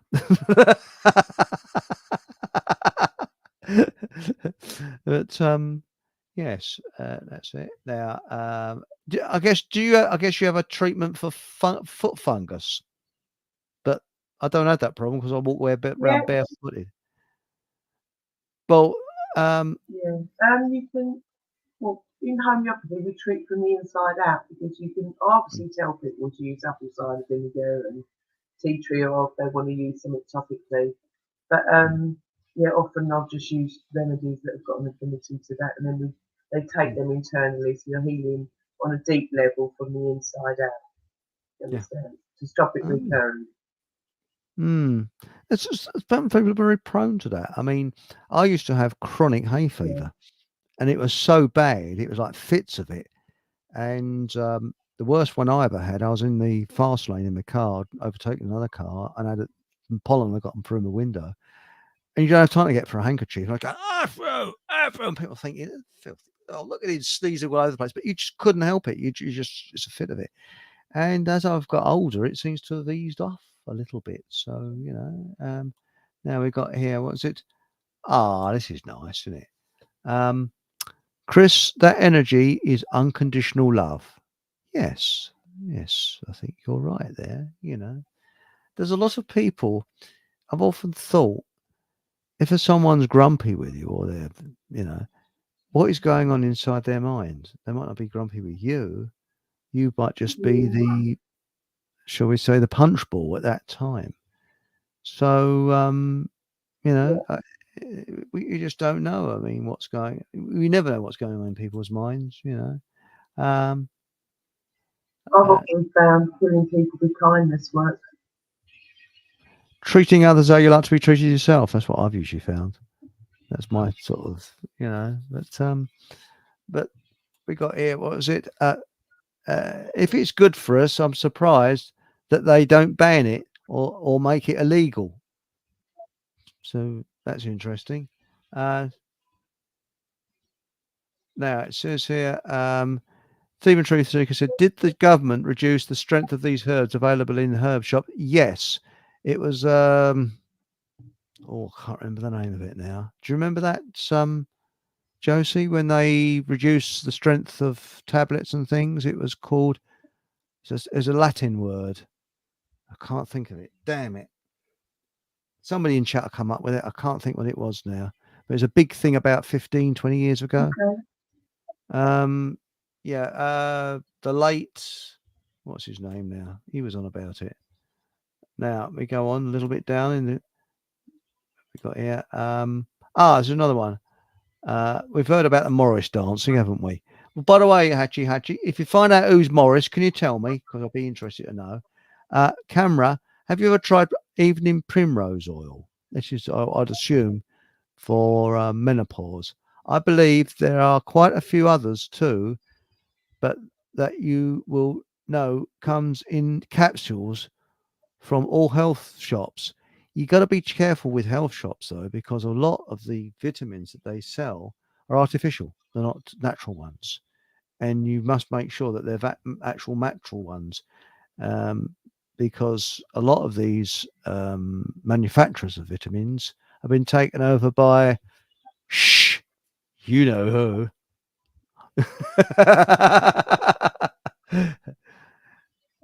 um, big, They but put no, a lot of bulking agents in as well.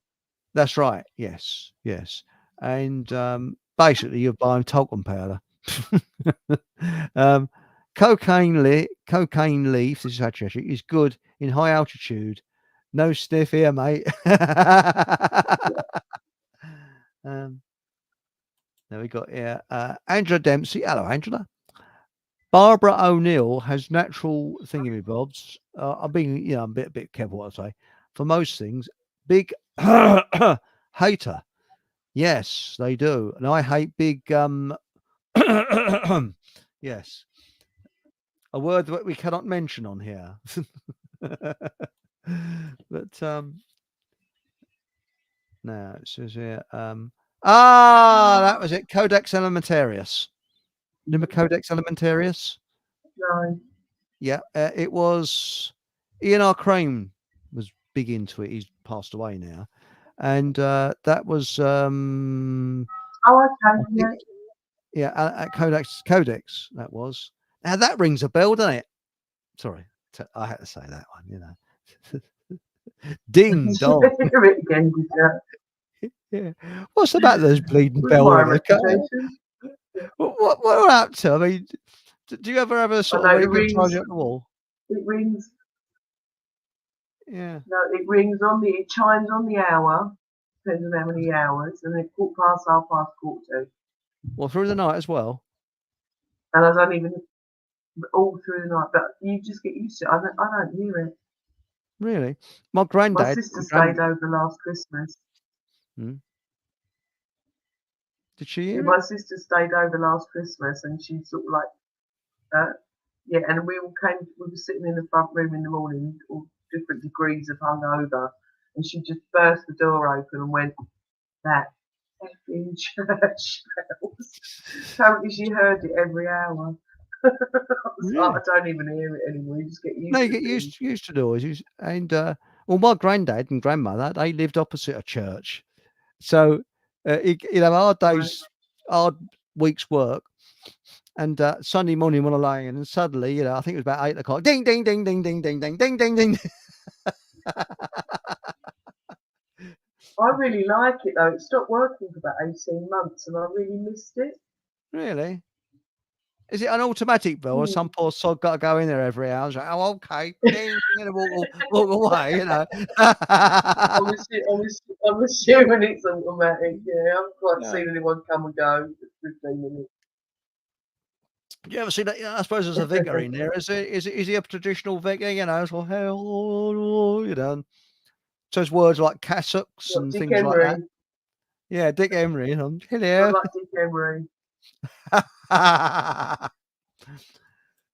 with a big teeth. We've got a lady vicar apparently, and she does. Well, there's 3 churches in the States of Abbott, and she's the one for all 3. Oh, so I suppose if she's So in need of a quick she looks pray, she'll a nip bit into like the one. vicar of Dibley. Yeah, does she nip in for a quick prayer occasionally if she feels a Yeah, so she need for a looks quick quite. one? You know, she wants to have a word with HQ, she's straight in there, nips in for a quickie, you know. Like cigarette smokers go outside for a cigarette.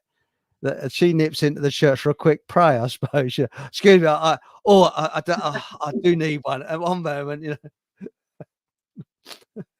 know. Right. Actually says anything good gets banned. Yes, it does. Yeah. Well, let's face it, if voting did anything, they'd ban that, wouldn't they? Yeah. Now it says, sorry for any delay in response. I'm as slow as my internet at the moment. Oh, don't worry, camera. You are in Norfolk, you know, and I mean that is a long way away. You know, you got to hold the wire up. Wire, get the old wire up there, you know. Now where is it? It says here, very true, Chris. I only buy from British Supplements UK. All clean, the best. Hmm. Yes, that's interesting. Um, Holland, yes. I won't read it out, obviously, Paul, for reasons. Owned by. Yes, they're also owned by Wow. big as well. Yes, can you guess the word competition? Right. Ian R. Crane, R.I.P. Decent man. Yes. Yes, he's good.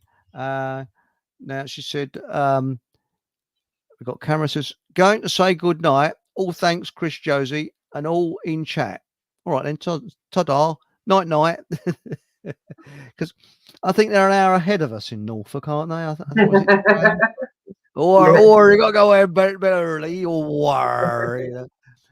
But why don't we have it sort of? Why is it always on the hour? Why can't they have it an hour and a quarter ahead or something like that? You know. But the other thing about homeopathy and that is it true that the late Queen, she had a little box of homeopathic things that she used to carry with her. One carried with her in one's limousine. Do you know if there's any truth about that? I mean, does Charlie Boyd, is he into this at all, or is he too busy at the World Well, the Economic? royal family were always, yeah, so the royal family were always famous for having their own home. And one of the reasons I can't believe I'm even saying it, I used to really like Charlie. He's like not Charlie, Charles. He's really like Charles, Used to what? right? Relate to Because he used Charles? to be an advocate of organic food. Hmm. What? Sorry. No, I said I used to really like him because he used to be an advocate of organic Oh food, yes. homeopathy, Hmm. all the healthy, and I used to really like him for that. And then Hmm. I don't know what's happened. I mean, there's so many theories around, but it's just unrecognisable now. But weirdly, the year before we all had the strangeness in 2020, the homeopath got knocked off his bike and killed in really strange circumstances in Hmm. 2019. I don't Because know. Not that I I'm a think conspiracy uh, theorist, yes, really. I think he's been replaced actually because the old one was all right, but the new one I don't like. But Stephen Truthseeker says too much I don't know what's innuendo on your show, mate. Well, when I see an innuendo, I just whip it straight out, and so there we go. It's like carry on, fucking hall. Because did you get any of my currency? Did I give you any of my currency when I went to the so that what you arranged with John Hamer? I didn't give you Hamer. I No. didn't give you a fuck, Bob. Oh, next time I come, No. I'll have to give you some Fockham currency because you know about Fockham Okay. Hall. It's the smallest country in the world, and we've got our own Okay. currency. We've also Yeah. got the Prime Minister as a cat called Roger, and his surname is Ring. Okay. Okay. and he likes to be called Rogering the cat because that's what a lot of ambassadors and people in the EU office like, Rogering the cat. Apparently, I don't know why people laugh at that. It's constantly funny in it. Can you? Name's Roger, like any other cat called Roger. Nah, probably dirty minds, Now we got here. That Roger Uh, the cabin boy in Pug. What was it called years ago? oh Captain yes, Pugwash. Captain Pudwash, yeah, Roger the cabin boy, yes. And now we got here. Stephen Truthica says the royal family are good at knocking. Yes, they're quite good at that, aren't they? Anybody that don't like, off with their head, you know. Yeah. But Yeah. that they all seem to be sort of, I don't know what it is, but um, Charlie Boy, he's different. He's definitely different. I wonder if he's been reprogrammed. Yeah, where they sort of lift up the back of his head and they sort of reprogram him a bit, sort of walks around. But um, to me, the Royals, no, sorry, I haven't got much time for them really, because they're Normans, and the Normans stole everything from us, and enslaved us. So there it goes. Anyway, I don't know They're if not anybody. even our rule. They're not even officially who they even say they are they, really? Well, last king was apparently If you Canute. go historically back. Hmm. Well, did you know the Normans in Really? 10? Sorry, they are what? Sorry, didn't catch that. No, I said it really. Yeah. I think Well, the history that I've gone down about Britain, we used to have 5 or 7 kings, didn't we? Of each, like you had like the King of hmm. Mercia, the King of Wessex, King of I can't remember them now. But the last official king that we had was the King of Wessex. That was the Really? last time. So I can't remember what century or when that was, but that's basically a lot of people have gone back to that. But since then, really, we've not had everyone after that. It's just been an absolute um, fake, really. I agree with you. We used to have a thing called, I think it was the Pendragons, and what they were the Right? eyes and the ears of the poor. So if you were poor and you were kicked down, you went there and you'd you get the king's ear or whatever. He'd listen to you, and he would back you if you'd been ill treated and that type of thing. Okay. And that's the way they worked. But the Normans came over. They invaded in 1066, as you know, and they left the battlefield with the English there. And remember, it was not only English tribes; it was Scottish, Welsh, and Irish tribes that tried to fight them back. and they left skeletons there for 100 years. They weren't allowed to bury them. That's how ruthless they were. And the Doomsday Book was to find out everything they could rob us from, because they introduced taxes. They didn't have taxes before 1066. So if Norman the Conqueror hadn't come over, we would have probably been richer than Switzerland by now. You know. Oh, by the way, even Truth Seeker says, was it Alfred the Great? And he was in 1012. So, Okay. yeah. And who was that bloke with the arrow in his ear? Harold, and he's an eye rider. Harold. Yeah. Harold. Yeah. Oh, Harold. Harold. Harold, yeah. Yeah. So look up. What's that? Oh, bloody hell. No, it's only an eyelash. It's okay. Don't worry. We'll get on with it, you know.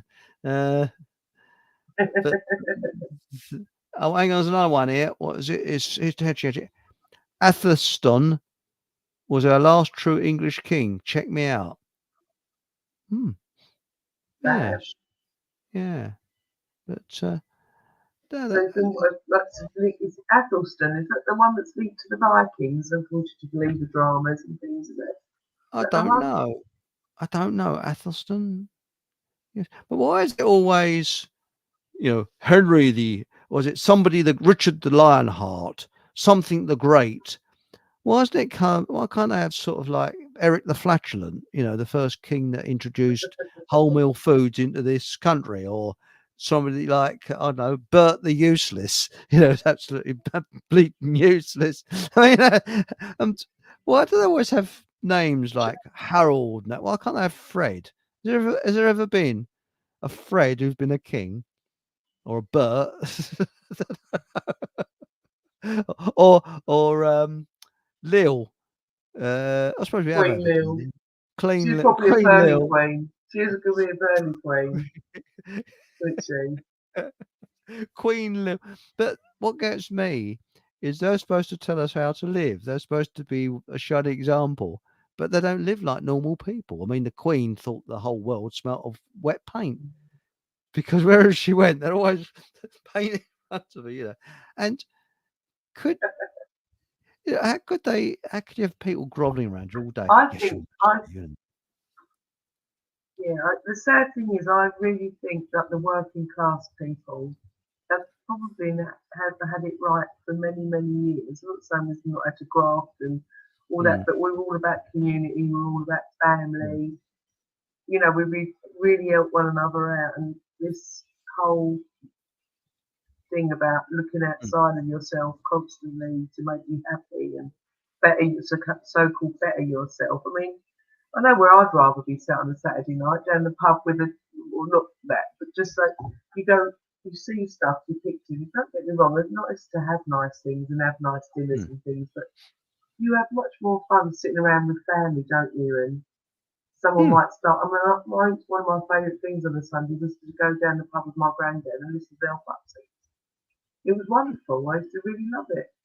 That's what we're trying to stop. It was just very community driven, And we're so far away from one another now. It's because we strive to have this better life. Well, I can't imagine anything worse than sitting having a dinner party with a bunch of stuffy people discussing what they do for Hello, Felicity. Yes. Well, one doesn't one with Felicity. But I'll tell you what, you see, I'm one of these boring non-drinker type peoples. I might have the occasional Guinness. I don't drink, but I'll tell you what I do like, and that's blackcurrant and tonic water, because it's non-alcoholic, and on a summer's evening it's very nice. And there's very few places know how to serve blackcurrant and tonic water. Very few. And the worst I've ever had was this woman. She puts the blackcurrant in, and then empties the tonic water straight in. You don't take it. She gives it to me. I said, ugh. What you do, you just put the tonic water in and drink it a little bit at a time. But the whole tonic water in it tasted like cat's wee wee. It was awful. But Red Lion, I couldn't believe it when I walked in there. Woman said, "What tonic water you want?" And there's about umpteen tonic waters. And what blackcurrant do you want? You want that one, that one, that one, that one. They are too something. The barmaids there know how to serve a drink. They know how to do it. and but Bells again. oh, you got You bear with me, sorry. I'm just gonna shut my back door. Hang on. right now we go into chat, and what we got here, Paul Mohammed says, can you imagine writing the last 50 years into history, how many lies would have been would have to be told? This is an interesting one, Josie. Can you imagine writing the last 50 years into history, how many lies would have to be told? Yeah, it's a whole pack of lies, you know. But oh, hang on a minute, I got it wrong. There's plenty of King Fredericks in Prussia. There you go. So there we go. See, there's King. Cool. Yeah, there was, wasn't there? There was a lot of King Freds. Let's think of a name that they would never have in royalty. Just trying to think. But oh, that's another thing. Charlie, Darren. Darren, Wayne, Darren the Great, Darren the Lionheart, Gary the Lionheart. Oh, have you noticed old King Charlie boy hasn't got a crown on in the latest notes? Why? Let's see if I haven't got them here. But if you look at a 20, I think it's a 5 or 10 in the ones he's on.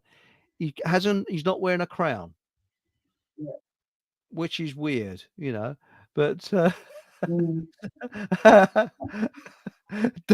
King Darren, I like that one. King Darren. Now, Hadji says, I'm in Southampton. Canute is in Winchester Cathedral resting. Is he really? King Canute got his. Oh, sorry, I better not sing that one. That's very rude. You sing that at school. Nathan says, as for king's titles, yes. And Hachi says, Hachi should give tours. I can take you to the Titanic booking office, Southampton. It's in Canute Road, honest. Really? The Titanic booking office? I'm getting that sinking feeling. Mind you, regarding what John Hamer says, it's not the Titanic that's under there. No. Is it? What is it? I think it's the Olympic. The Olympian, yeah. Is it or something? No, Olympic. I think it was underneath there. I think he's right. And I agree with him. I don't think nuclear bombs exist. I really don't. I think it's a lot of very high-powered explosives. Stephen Truthseeker says there's a statue of Alfred the Great in Winchester. Really? What about Darren? Is there a King? Can you find the statue for King Darren the Great? What would he be famous for?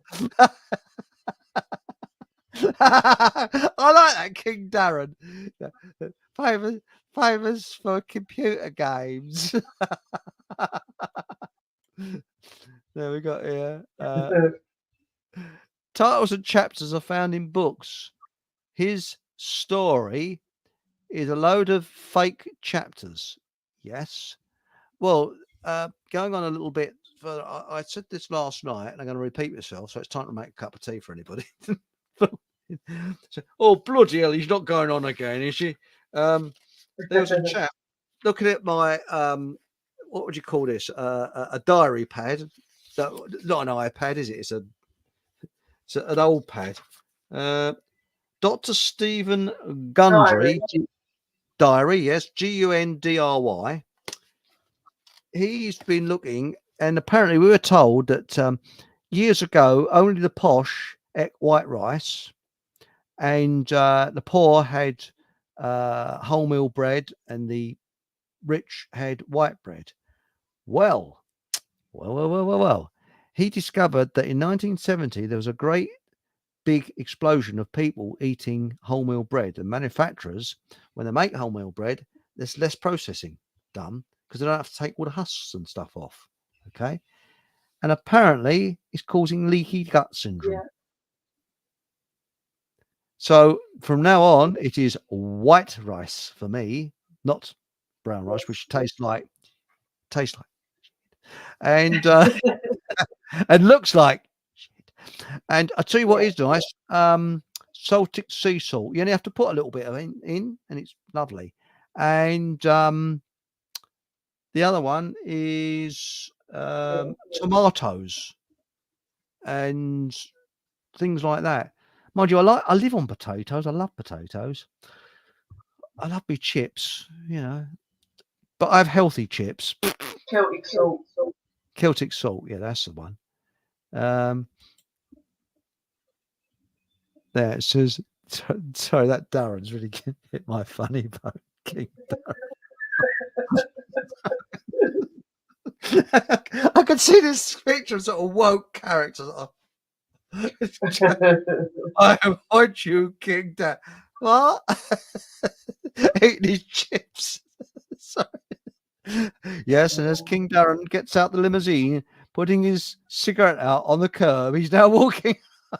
Oh, he's got a McDonald's in his hand. Yes, as he goes. Right. Didn't Winchester used to be the capital? I thought Colchester was, wasn't it? I thought Colchester was the capital when the Romans were here. I don't know. This is Nathan. Says Wilhelm the Bastard, John Lackland, and Edward II was regarded as a hello ducky. Better not read that word out. Harold Bluetooth, I think, was another way of saying rotten teeth. Team of the lame and Ivor the boneless, etc. Interesting. Yes, yes. I dread to think. Oh my God. I'm the boneless. Cat Holly, I should go. King Kevin. Kevin. Darren and Kevin. Sorry. We've got to have some women's though. We've got Lil, haven't we? But mind you, that's Elizabeth, and we've had Elizabeth. Lily's a nice name. Jenny, yeah, King Jenny. But Sharon Tracy. Tracy. Sharon Tracy. Yeah, I wonder if we go King Tracy. Hello, Tracy. Yeah, could have Sharon and Tracy. Stephen Truthseeker says, I've been to Winchester. But my middle name's Karen. You know when they were bringing out that, oh, you're such a Karen. Yeah. Karen, is That's it? my middle name. I was like, oh, great. Well, my sister's... Karen. Do you remember that term? Yes. Well, my sister's name is Jean. And I haven't seen her for years. I don't get on with her very well. But she's much older than me. And when she was growing up, the monkeys wake up Sleepy Jean. It was like she hated it. Wake up. They said, wake up. Shut up, you little soft bash. Oh. Yes. She couldn't stand Sleepy Jean. But I was teased at school. Really? I was teased at school with Josie and the Pussycats. Remember that? Yes. It's a nice name, Josie, isn't it? It's very nice. But yeah, not when you're living in Essex. It's not when everyone else is a Sharon and a Tracy. By the way, when you lived in Essex, did you have your plastic gnomes outside of the plastic stalks? No. I was going to say my white stilettos. I was like, yes, I have white stilettos. Oh, you dance around the handbags, don't you? And that's the blokes. Now, Nathan, Lucius, I think I got this right now. He's sitting there thinking, I think he's learning. Yes, Lucius. William the Conqueror, but was pronounced in Old Norse French as Willem. Willem. So Willie, in it. Now it says here, Hachi says, Stephen Truthseeker, yes, Cromwell surrounded Winchester, blew it to bits, didn't take it. Couldn't he just got a tourist ticket to get in? I mean, it's much cheaper. Oliver's Battery is on the outskirts. Laugh out loud. Yeah, it's interesting. Figure of speech, no one realised the ships had been fixed. Okay. I think we got something out of what's name, out of context there. I don't know. Cromwell, this is Nathan Messias, says Cromwell could have destroyed Roslin Abbey, but chose not to on accounts of Freemasonic links to the Temple of Solomon. Interesting. Yeah, because I think old Ollie, I think he's quite liked in Southern Ireland. I don't think hate his guts.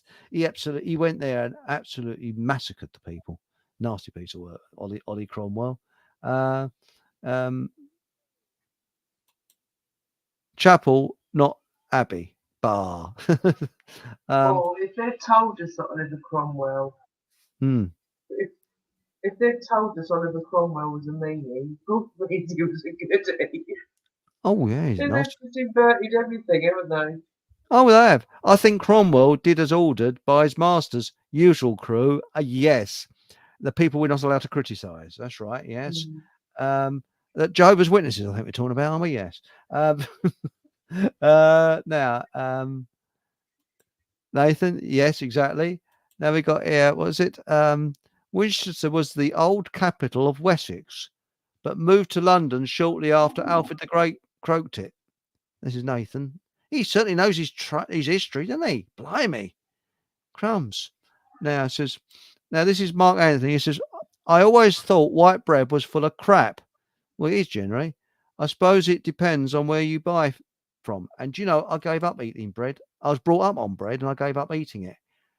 Did I feel a lot If you better can find a afterwards? good bakers that do, yeah, if you can find a good bakers that do fresh bread, like your sourdoughs, there's a really good Mm. one in Ware. You're better off doing that, eating that instead of the supermarket stuff. It's dreadful thing. That's what we were I've saying loads last of bread night. and left over from the other Saturday. Mm. Yeah, and it just doesn't rot. I'm like, there's something wrong now. My parents lived in France for 8 years and used Mm. to literally go every day to buy fresh bread because that's the life it's got is a day. Yes. So Mm. at least you're eating good, natural Oh, yeah. ingredients and things. Chris, I'm going to have to say good night, lovely. It's been a couple of hours. Is that all right? I was just about to close down anyway. So, and Oh, I'll was you? Right. say, Do you know what it is? yes. I'm fasting. Oh, I know. Oh, I'll let you go. I'll try and find the what's the name. If you want to speak after the show, just say, where are we? I always have this every week. Where's the bloody outro? I've lost it. I've got an outro that comes. Oh, here it is. I've got the outro. So, Josie, thanks for joining us.